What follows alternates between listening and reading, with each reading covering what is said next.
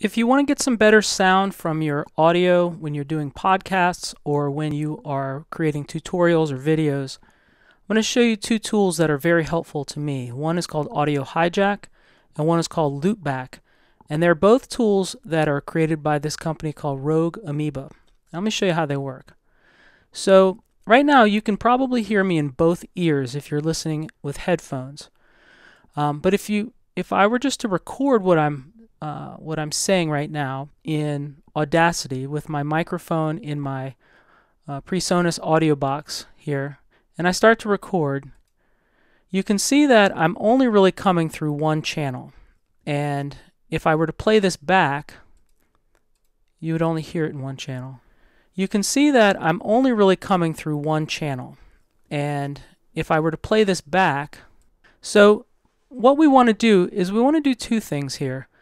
We want to make this stereo, and we also want to give a little compression and limiter to this sound so it doesn't peak so much, because if I got excited and started talking, some of these peaks might go too high up and distort. The first thing you want to do before doing all that is just check your mic volume. That's generally the first thing you want to do, is you want to record with a lower volume and then turn up the gain after you're producing it. But let's just go right now, let's go to Loopback.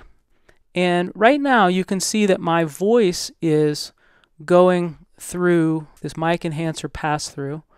And what I have done here is, you're hearing me right now in a stereo channel in this video because I'm using this system. If we were to, instead of going through audio box here, and I went back through mic enhancer pass-through instead and now hit record, a couple things are going to happen.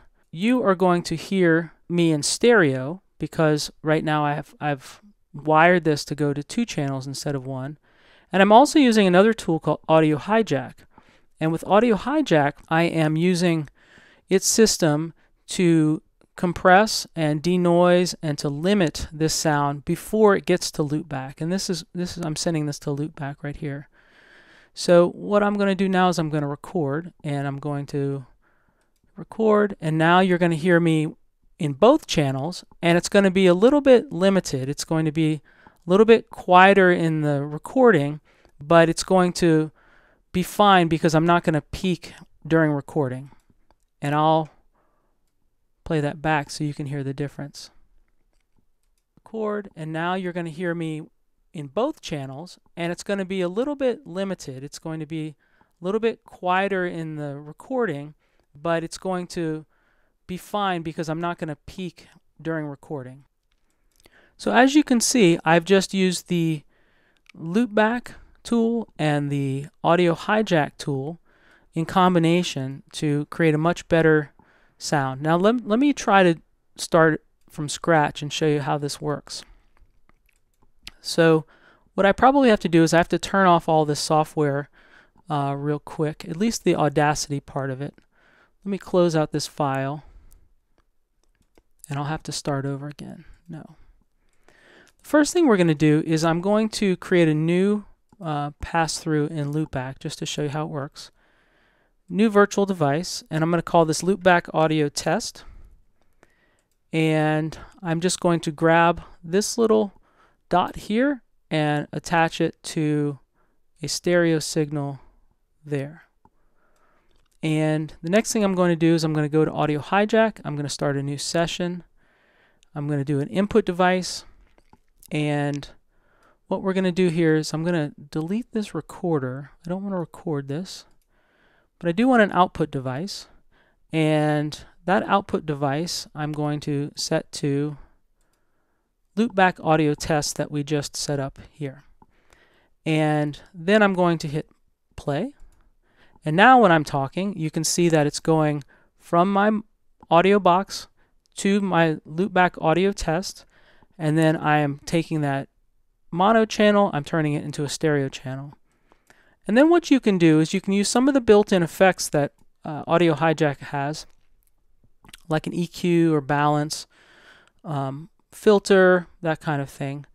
Or what you could do is you could if you have some audio unit effects, I have a bunch because I have some recording software, but I believe that your Mac will probably have some of these already built in, like an AU multiband compressor. So I can go to this multiband compressor. And if you don't have these, you can also find some free compressors online. And maybe I'll create another video to show you how to do that.